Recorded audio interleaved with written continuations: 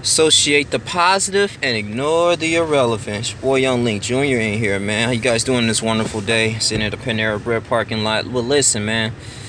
Fuck bullies. I'm gonna tell you a little story. And I really mean that. Growing up in Detroit, Michigan, I went to elementary school. You know, usually primary, I'll say fourth, fifth, third grade actually. Second, third grade, fourth grade, fifth grade. It was really terrible, man. You know, emotionally and physically, man. I was in a terrible school district at the time. I was getting bullied physically by other kids, man. I mean, it used to get so bad. We used to have different gangs. They used to come into the school during playgrounds, man, and recess. And they used to come to the school and just jump on the other dudes from different blocks, man. There used to be like 6 or 7 kids jumping on one person, man. It was ridiculous. Elementary school was one of the toughest times that I had to endure. Remember, I got jumped before by like 7 dudes, man. You know, fought one and the 6 of them just jumped me. It was just fucking crazy. And I had low self-esteem. And a lot of the kids was feeding off of that. And of course, I didn't have any type of conscience, no knowledge about myself. I was young. I was so oblivious to what's going on in the world. So I fell victim to it. It was ridiculous. You know, I used to fight all the time, man. I get into martial arts and learn how to defend myself. You know, used to throw food at me. It was crazy, and I used to, and I stood up for myself, and I told the adults, like the principal and the teachers, but I mean, they didn't really care.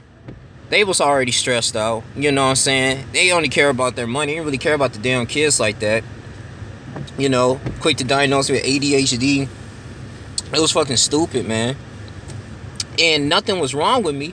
It's just that I had low self-esteem, and at the same time, those kids that bullied me was affecting me internally. It was hard for me to recover from that, you know, growing up. I remember one time, man, sometimes I wanted to commit suicide, man. I remember I was in the basement, I grabbed a little scissors, tried to stab myself, and little shit like that, grab a knife, self-inflict pain on myself, man. It was ridiculous, man. But my life changed when parents decided to be proactive, man, and moved us out to Farmington Hills, which is like outskirt of Detroit, Michigan. It's a suburban area, and that's like I was in the 7th grade, and I was exposed to a whole new world. I was exposed to white people, Mexicans, you know, Indians, Jewish people, Asian people, and I had friends with them. You know, I was friends with them, and I did sports, I did cross country, I did track and field. I was very successful. I learned how to play an instrument when I was in the 7th grade. So a lot of things started to turn around, you know, and just for me, my parents just moving us out there and getting exposed to a whole new environment, you know. And I was almost a product to my environment. Now, my parents did a great job. They sheltered us from, like, you know, never gave us an option to sell drugs. I mean, we wasn't really struggling. We was just in a bad neighborhood at the specific time. My dad was a police officer, so, you know, so he to make the day ends meet. My mom was working, you know what I'm saying, at a retail store. So, you know, they did what they could to take care of me and my sister, man.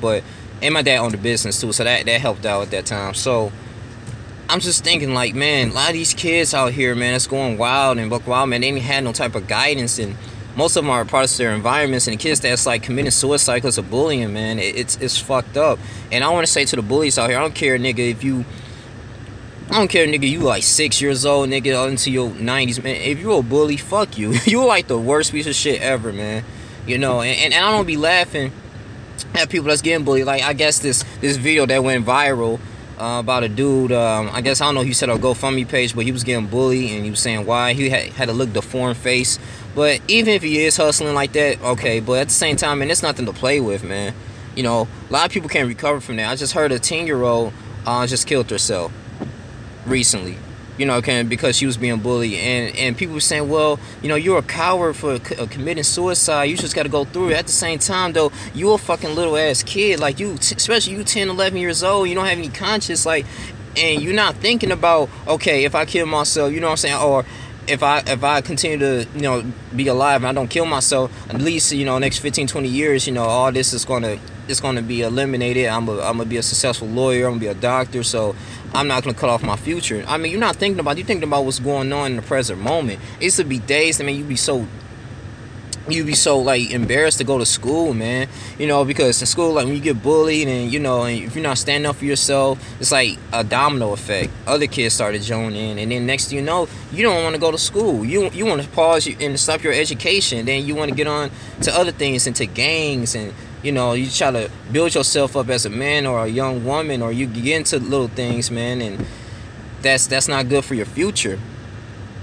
And if you kill yourself, like I said, you know, I mean, they feel like, you know, you're done. You don't have to deal with this. But the thing is, what kept me from not killing myself is that, you know, I was built up in a Christian home. I did not want to displease the Lord, and I didn't want to go to hell, to be honest with you. If I was atheist and didn't believe in God, I'd probably been gone from this earth, man. But I'm just glad that my parents made that sacrifice, though, man. I was just thinking about that last night. You know, I probably won't even finish high school, man, if I haven't moved out there, man. Just got exposed to a whole new world. But I'm just here to say this, man. All the kids, elementary school kids, middle school kids, high school, whatever, man. If y'all going through this shit, man, I said the best thing to eliminate a bully, first you got to stand up for yourself. Even if you get your ass beat, to be honest with you. And also, too, surround yourself with positive people each and every single day and continue to grow. Stay out the way. Keep God first. If someone hits you, hit them back. You know, we understand that. But sometimes you might not even have the guts to do that. And then you think about, if I hit them back, I would get suspended. And now I'm going to mess up my future career and my plans. It's a lot of things that goes on in the mindset, man. I feel like of children, man, we need to be protective over them, man. And we need to set them right values, man. You know, and all the bullying, man, they just pick on the weak. They pick on the people that can really feel like they can step all over. But at the same time, I'll tell you this, though. I'm not going to draw you too long, but true story. There was a dude working in the hospital. He came into the hospital and stuff, man. He seen me. He's like, hey, what are you doing? This was a dude that used to bully me. I used to, you know, he used to fuck with me a lot. And, I don't know if he's doing anything now, but this was last year. I was like, hey, how you doing? He was like, I was like, how's life? He was like, I don't know, man. It is what it is, you know. And I kind of felt like he was in the gang. You know, he had a white t-shirt, had a bunch of tattoos, and, you know, his brother, son of his homeboys got shot or whatever. He used to come to the hospital a lot, so he's in the gang, or he's not doing pretty well in life. And then you had one dude that used to bully me. He's a felon. He had a felony. He was like, dang, Ryan, how'd you get this job, man? Do they accept felons? I was like, to be honest with you, it's a hospital. That's very unlikely, but you can try. And the reason why I brought that up is that, you know, what goes around comes around, man. Especially you bully God's people and you bullying people, man. You know, even if you ask the Lord for forgiveness, you got to understand that you're going to have to pay for that. So, to all the children out here, man, just continue to keep your head up. Continue to explore life, man. And, I feel like those bullies are just buffers. Fuck them. You know, we are the greatest human beings on this planet, man. I mean, like, we have so many attributes and talents that the Lord just instilled in us, man. So it's just a low emotion of people. You know, you have to be in a lower state to bully someone. Talk bad about them, push them, fight them, just for no apparent reason, just to have some type of enjoyment because your life is fucked up. They're weak people. But I'm just here and happy and blessed, man. Be alive, guys, man. Evo is going pretty well. Thank you for subscribing to my channel. Like, comments, and share this video. But it's all gonna be good.